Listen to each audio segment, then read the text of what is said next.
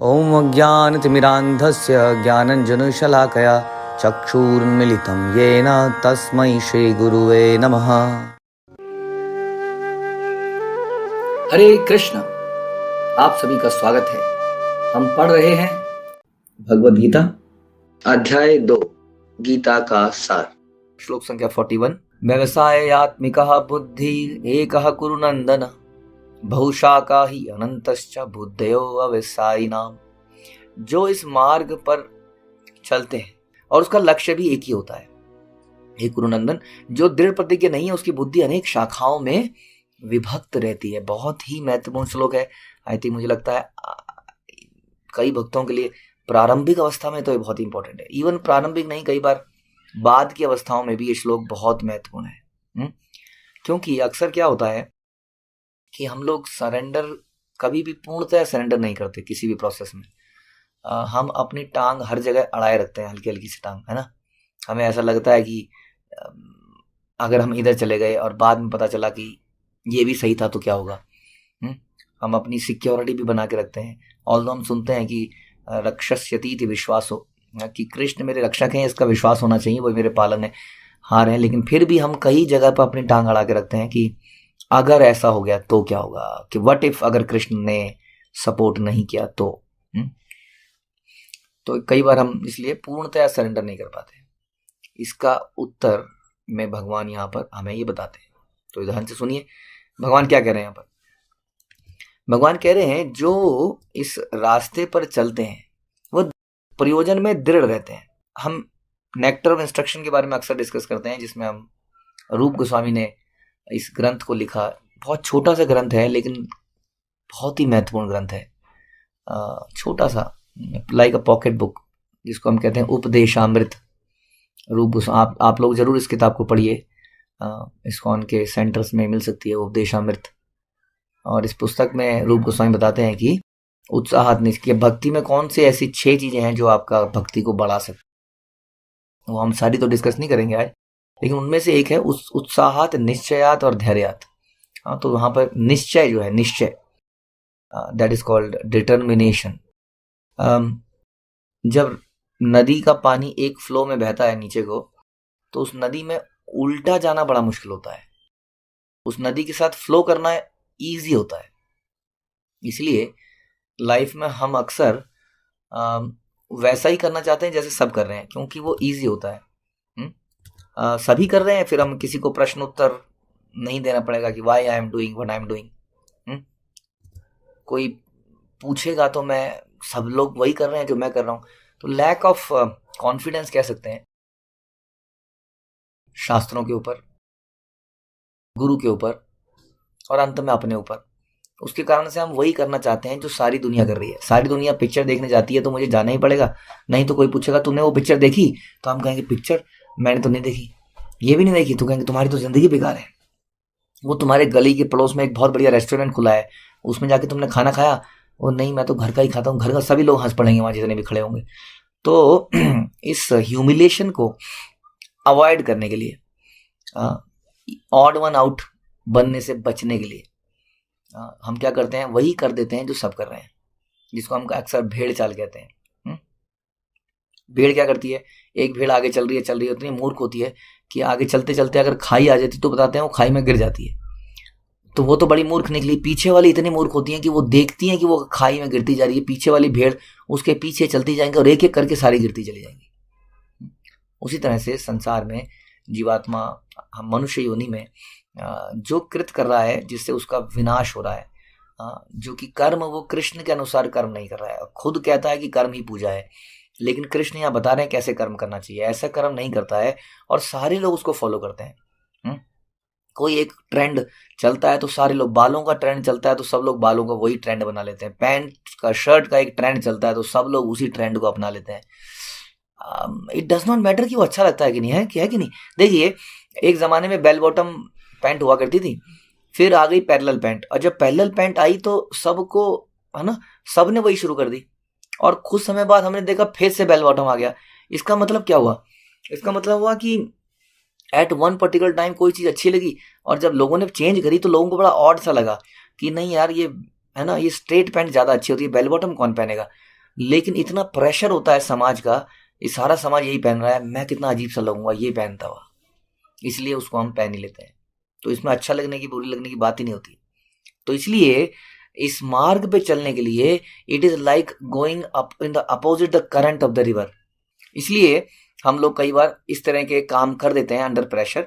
तो यहां पर भगवान बता रहे हैं कि जो इस रास्ते पे चलते हैं वो दृढ़ प्रति के होते हैं। इसका मतलब क्यों बोला ऐसा गया, क्योंकि इस रास्ते पे चलने का मतलब है नदी के अपोजिट प्रवाह पे चलना, अपोजिट है ना, the current of the river, उसके अपोजिट चलना बड़ा मुश्किल काम है। समाज के उल्टे चलना। क्यों? क्योंकि समाज में अधिकतर लोग, बल्कि आप कहिए प्राय सारे ही लोग एक अलग दिशा में चल रहे हैं। जैसे हम भेड़ चाल कहते हैं, वो गिरते जा रहे हैं जन्म मृत्यु के इस बंधन में, दुखों के इस सागर में, लेकिन फिर भी वही कार्य करते जा रहे हैं। और सारे लोग कर रहे हैं, ऐसे ही तो करते हैं, ऐसे ही तो होता है। सभी लोग शादी करते हैं तो मैं भी करूंगा, सभी लोग हनीमून में जाते हैं तो मैं भी जाऊंगा, सभी लोग नौकरी करते हैं तो मैं भी करूंगा, इसमें क्या बड़ी बात होगी। सभी लोग सवेरे घर से 7 बजे निकल जाते हैं, रात को 9-10 बजे घर पहुंचते हैं, तो क्या हो गया यदि मैं भी ऐसा करूंगा तो इस प्रकार सभी चीज वैसे ही करते हैं। सभी लोग पिक्चर देखने जाते हैं, हाँ तो क्या हो गया। तो इस तरह से हम लोग वो कार्य कर रहे हैं। इसलिए भगवान कह रहे हैं यदि तुम्हें इस रास्ते पे चलना है तो दिस इज, ये इंटेलिजेंट लोगों का रास्ता है, जो कि सोच के समझ के शास्त्रों के अनुसार किया जाता है। इसलिए इसमें दृढ़ प्रतिज्ञा। एक तो ये हो गया, पहली प्रॉब्लम तो ये हो गई कि इसमें अपोजिट चलना पड़ेगा। हाँ, दूसरी हो गई कि इसके रास्ते में भी बड़ी कठिनाइयां आएंगी। ऐसा नहीं है कि it's like a cake walk, एकदम से आप चलेंगे और बहुत ही स्मूथ जाएगा रास्ता। इसके रास्ते में बहुत सारे, बल्कि इसके रास्ते में ज्यादा आएंगे, जैसे अभी हमने बताया, क्योंकि आप सबसे उल्टा चलने का प्रयास कर रहे हो। इसलिए इसके रास्ते में और ज्यादा रुकावटें आएंगी, और ज्यादा दिक्कतें आएंगी। इसलिए ऐसे में हमें निश्चय बना के रखना पड़ेगा। निश्चय, बहुत समस्याएं आएंगी, ऑफिस का प्रेशर बढ़ जाएगा, माला कैसे करें, 16 माला कैसे करें प्रभु जी, बहुत प्रेशर बढ़ गया है, बीमारी आ जाएगी, घर वाले मना करेंगे, कभी कोई पति मना करेगा, किसी की पत्नी मना करेगी, किसी घर वाले मना करेंगे, बहुत कुछ होगा, बहुत संकट आएंगे। व्रजवासियों के ऊपर भी बहुत संकट आए, हम अक्सर डिस्कस करते हैं।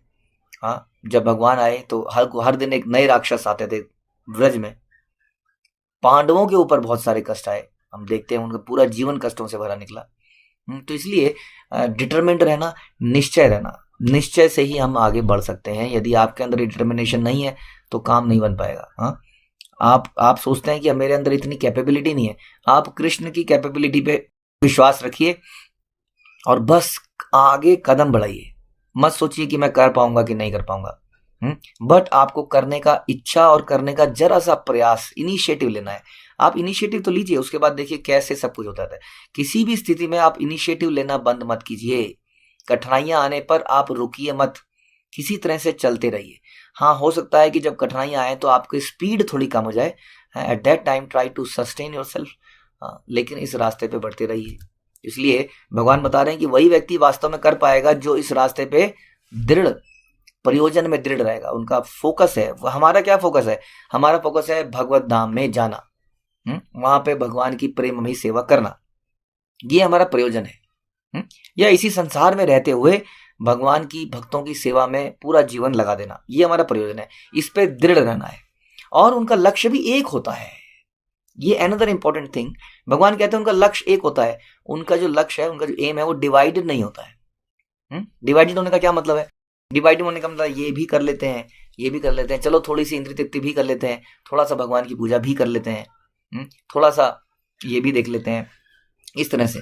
या ये कहिए कि चलो कृष्ण तो भगवान है, लेकिन हम लोगों का कुल देवता तो ये है, थोड़ी सी इसकी भी पूजा कर लेते हैं। ये वाले देवता की पूजा हम बचपन से करते आए हैं, ये भी कर लेते हैं। ये वाले व्रत तो हम रखते आए हैं, हमारे खानदान में रखा जाता है, तो ये भी रख लेते हैं। तो ये क्या हो गया, आपकी श्रद्धा डिवाइडेड हो गई। तो भगवान कहते हैं कि यदि आपकी श्रद्धा डिवाइडेड होगी तो उतनी, आपको मालूम है कई ऐसे पौधे होते हैं, जैसे जिन्होंने फूलों की क्यारियां मेंटेन करी हैं, वो लोग इसको जानते हैं। लोग जनरली फूल उगते हैं तो खासतौर पे एक डेलिया करके एक फूल उगता है, उसमें ये बताया जाता है कि उसमें कलियां आती हैं, उसमें छोटी छोटी कई सारी कलियां आती हैं।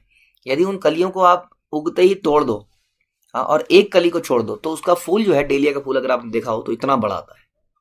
और यदि उसके सारे कलियां निकलने दी जाए तो उसके छोटे छोटे से कई सारे फूल आते हैं। क्यों? क्योंकि उसकी एनर्जी जो है ना, पौधे की एनर्जी डिवाइडेड हो गई इन सारे फूलों में। यदि उसकी एनर्जी एक ही फूल में जाती तो फूल बड़ा निकलता। जस्ट एक एग्जाम्पल है। बहुत सारे एग्जाम्पल दिए जा सकते हैं इस तरह के, और भी कई एग्जाम्पल हैं। जैसे कि श्रद्धा अगर आपकी डिवाइडेड होगी तो कभी भी सामने वाले का भी कमिटमेंट नहीं आएगा।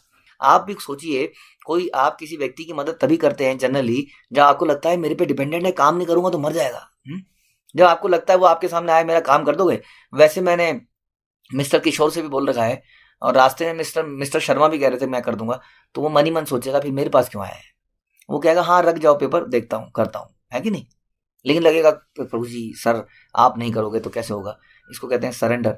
सामने वाले की कमिटमेंट भी तभी आती है जब हमारा सरेंडर एक कुरुनंदन होता है। हाँ, ये कुरुनंदन, जब आपका ये जो कमिटमेंट है, ये जो आपकी श्रद्धा है, इसलिए कहते हैं अनन्य कृष्ण भक्ति। कृष्ण और कोई नहीं, अन्य। और जब हम बोलते हैं कि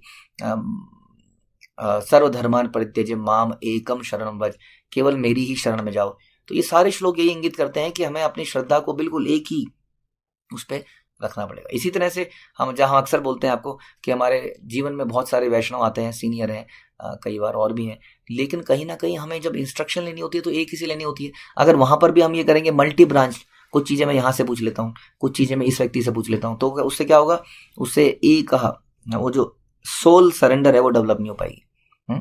उससे कई बार आप बचने का प्रयास करोगे, इधर उधर कुछ करोगे, कुछ चीज़ें इससे पूछ लोगे जिसमें आपको पता है कि ये चीज़ ये व्यक्ति मेरे फेवर में बोलेगा, कुछ चीज़ें उससे पूछ लोगे।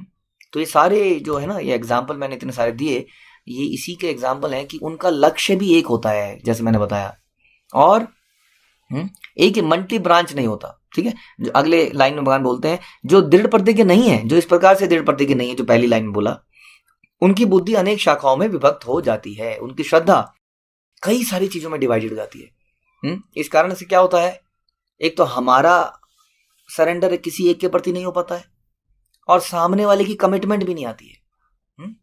बिल्कुल यही बात है। जैसे कि देखो, सरेंडर तो किसी एक ही व्यक्ति को हो सकता है, मल्टीपल लोगों को सरेंडर कैसे कर सकते हैं आप। एक पत्नी है, वो अपने एक पति के प्रति सरेंडर करती है कि नहीं।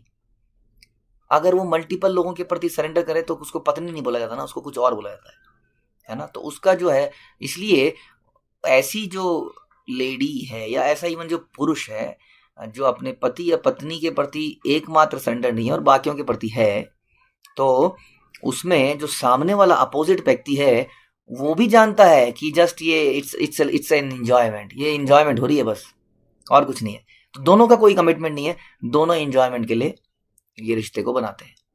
तो इस प्रकार से ऐसे रिश्तों में कमिटमेंट नहीं आती है, सरेंडर नहीं आता है। उसी प्रकार से यदि हम कृष्ण भक्ति पैदा करने चाहते हैं अपने हृदय में, तो हमें केवल उनको सरेंडर करना पड़ेगा, केवल उन्हीं को। ये जानते हुए कि और किसी, कोई और नहीं, और किसी को नहीं, केवल कृष्ण। जब तक ऐसी भाव पैदा नहीं होगा तब तक वो भक्ति हमारे अंदर से स्फुरित नहीं हो पाएगी। तो भगवान ने बहुत अच्छा बताया, लेकिन इसके साथ साथ हमें निश्चय रखना पड़ेगा, प्रयोजन में दृढ़ रहना पड़ेगा। क्योंकि कई बार हमारे इस विश्वास को हिला दिया जाएगा। कई बार हम भगवान के प्रति सरेंडर करेंगे और हम बीमार पड़ जाएंगे, भक्ति अपनाई और अपनाते बीमार पड़ गए, चोरी हो गई, हाँ कुछ होने लगा उल्टा सीधा। तो कई बार हम देखते हैं कि लोग विचलित हो जाते हैं, वो किसी पंडित के पास चले जाते हैं, वो कहते हैं जी वहाँ ये चढ़ा दो, वहाँ ये कर दो, उसका ये कर दो, तो हम विचलित हो जाते हैं। वो फिर हमारी जो एकमात्र श्रद्धा थी कि कृष्ण ही रक्षक हैं, उस पर बाधा आ जाती है।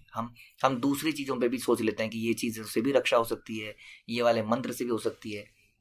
उसी तरह से आप भागवतम इत्यादि में भी सुनेंगे, कई बार नारायण कवच के बारे में बात होगी, कई सारे और चीज़ों के बारे में आपको भी तब भी ध्यान रहना चाहिए। ऑल्दो नारायण कवच, लेकिन नारायण कवच का स्टोरी हम लोग कभी भागवतम में सुनेंगे, वो भक्तों के लिए बहुत ज़्यादा उन्नत नहीं है, क्योंकि उसमें बहुत सारी ऐसी चीज़ें हैं जो कि सकाम भक्ति की तरफ प्रेरित करता है। भक्त क्या होता है, निष्काम होता है।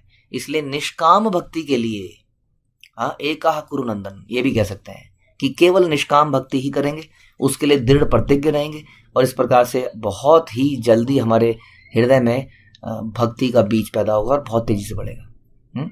अगर आपको अपनी भक्ति को तेजी से बढ़ाना है तो यही तरीका है।